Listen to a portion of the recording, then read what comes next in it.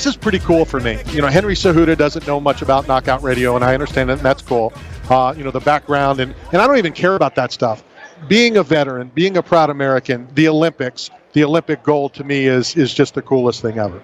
Oh, 100%. I mean, we hope someday that we can bring, make football international like the Olympics is, As of right now, as big as this is, we're here at the Super Bowl.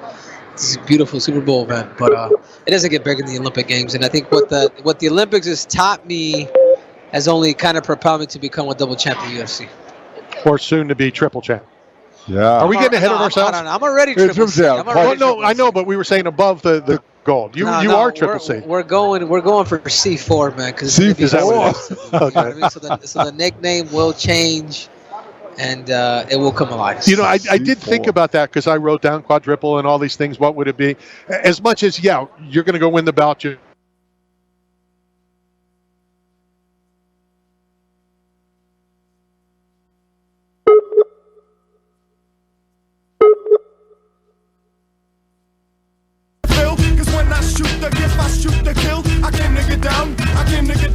So get out your seat and jump around. My damn credentials did. Oh. And I like that because I didn't know where you were going, and we've always said you can't give yourself, a nickname. I mean, somebody has to, but you're right. That's awesome. Facts give me my nickname. That could be the greatest answer. That's the greatest answer. Why am I not surprised? Henry Cejudo came up with the greatest thing ever. Because that's awesome. That is awesome. What went into that decision? I know that the R word, people don't like to say it, and retirement and moving on to the next portion of your life. What went into the decision to come back? First of all, to talk about retirement, it was I've done everything there is to do in sports.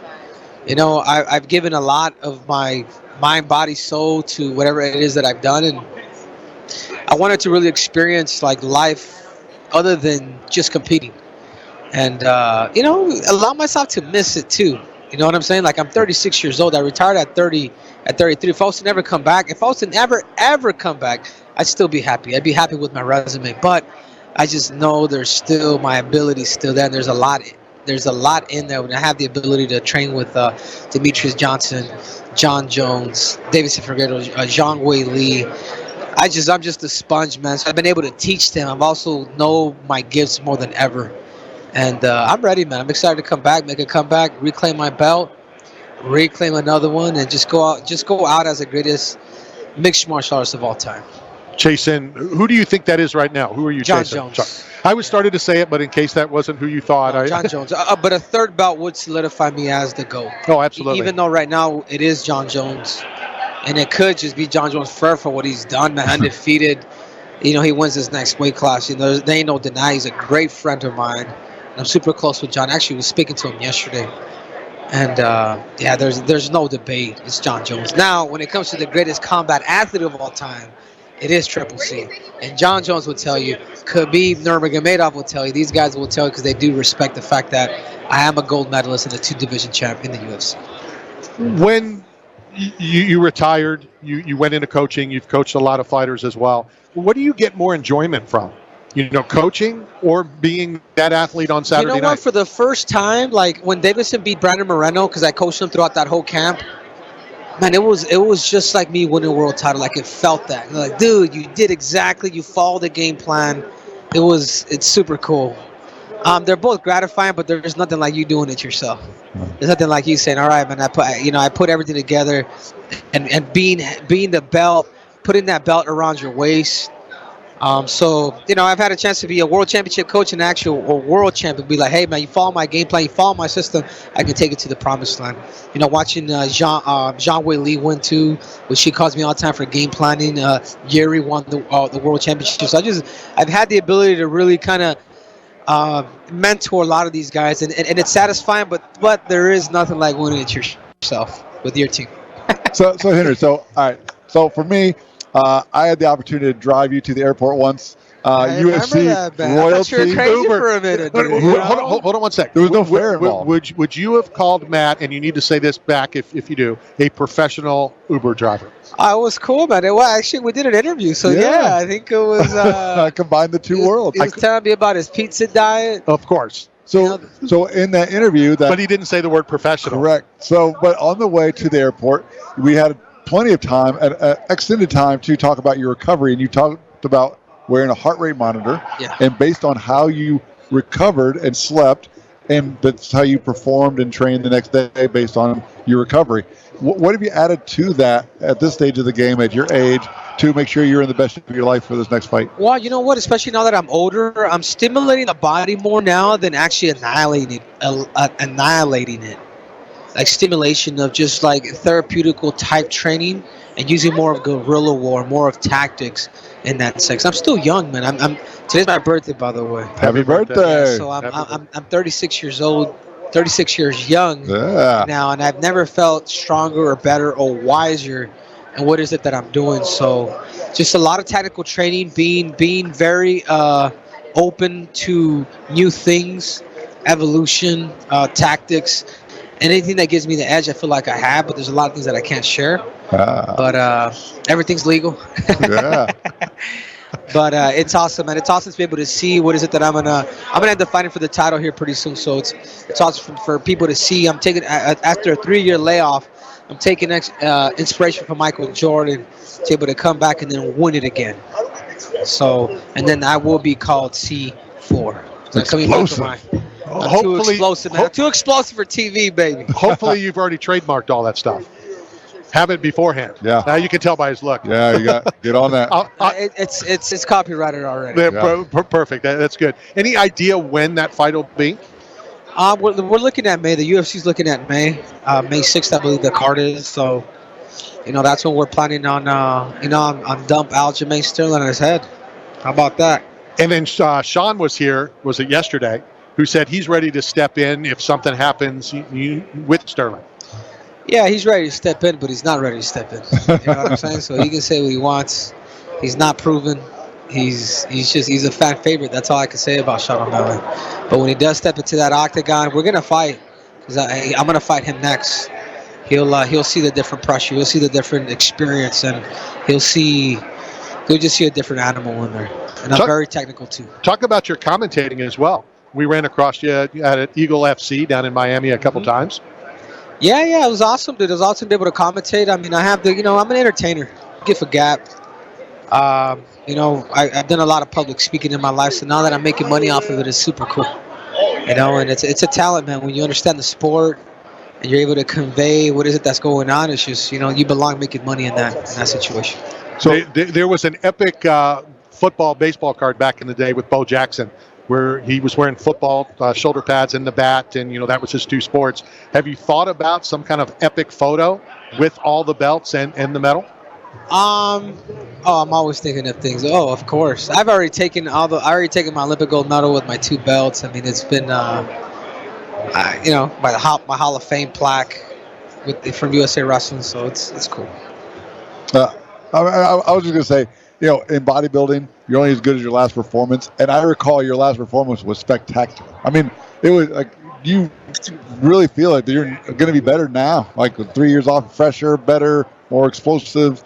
Like that's hard to believe because I don't think I've ever seen you perform as well as you did in your last fight. Yeah, and I think my last fight was the first time I really kind of understanding the game. And first time really understanding the game where it's really going to... I'm just bringing in new tricks, So it's not like I just retired. Yeah, man, I got fat, but I was still at the gym. I'm still a fan of the sport, and took my time with them. It's going to be a whole year to by the time I compete that I've been actually training, and I'm ready to put it into practice when it comes to competition. I can't wait to see the refreshed. All right. On Radio Row, are you a football fan? I mean, do you follow the sport? Do you follow other sports? I follow more boxing. I follow combat sports more than anything. Yeah. I wish the Cardinals were better than what they are, and if they were, I'd probably keep up with football a little bit more. So, the answer is no. Okay.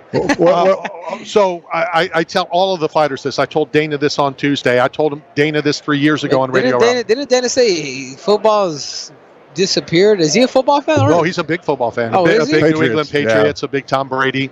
He's a huge football fan. And next year's UFC Super Bowl Saturday will be epic, no matter what, because it's in Vegas. The Super Bowl's in Vegas, so the whole tie-in. But what I wanted to say to you is, I've been pushing MMA since day one. I told you that, off the air. And I'm old school where people didn't care about MMA fighters. They didn't care about the UFC. They didn't care. Talk to me about as you're walking around. Now people care. Now people care about the sport. They care who you are. Yeah, no, it's 100%. I mean, it's crazy the amount of how many people recognize me and see me. I can't. Like and that's one thing. You can't really recognize a lot of football players because of the helmet. Right. Hockey because of the helmet. Right. Our sport is it's grown where it's become probably more even international than football, than the sport of football, American football itself. You know what I'm saying? Sure. So yeah. I'm proud. I'm proud of it because I know I'm a part of it too. And I got to give thanks to a lot of the pioneers. We mentioned Mark Coleman, Kevin Randleman, Randy Couture, Hoist Gracie, Dan Severin, Pedro Hizzo, Tito Ortiz. I mean, those guys were the originals. Chuck Liddell. They'll be here tomorrow. Yeah, I'm just thankful, man. I'm just thankful for those guys that paved the way. And to be able to see that, to be able to see where the sport has, where it started to where it's at now, it's unbelievable. What I liked last year, and I talked a couple times about it, Chuck is a really good close friend of mine. He's going to get on a plane early tomorrow just so he can come to Radio Row and do the show. Last year, Joe Montana stopped to watch Chuck Liddell walk by. Wow. And what I like about it is Chuck was the guy, one of the guys, and still known as one of the guys today. Yeah, no, 100%. Chuck, I mean, all those Hall of Famers. The one that really inspired me the most out of all of them, though, was Randy Couture. Randy Couture, for his age, what he was able to do, always the underdog, able to become not only the light heavyweight champion of the world, but also the heavyweight champion of the world at his age, with the style that he had, never changed, was able to, fight people different, but still with the same style. And I think that's what made Randy Couture extremely unique. So it's still till today, Randy Couture is my favorite fighter. The underdog. I don't know if you know this story about Randy. So Randy is fighting Tim Sylvia, for the heavyweight title. I remember that. And Randy told me that, and that's why I don't ask about game plans. First of all, it's your game plan. You don't want anybody to hear game plans and stuff anyway. And game plans change. Like people have said, well, send me your 10 questions. And I always say, I can't send you 10. Because when I ask the first one, Henry may go to a different direction. How do I know what number 2 is? So Randy said his game plan was, and I don't remember, a right cross, a left kick. He said he threw the right cross, he went to throw the left kick, and Tim was gone because he knocked him down with the first punch. And just everybody, just how it all changed just from that first punch. And Randy is definitely one of those words I don't like to use, and that's legend. Yeah, no, 100%. And you're right. You shouldn't be. That word is for particular people, and Randy is one of them. 100%. You can't just be throwing words like that for anybody. No way, but that's a real legend. And that's one of my biggest pet peeves. So C4 is next, but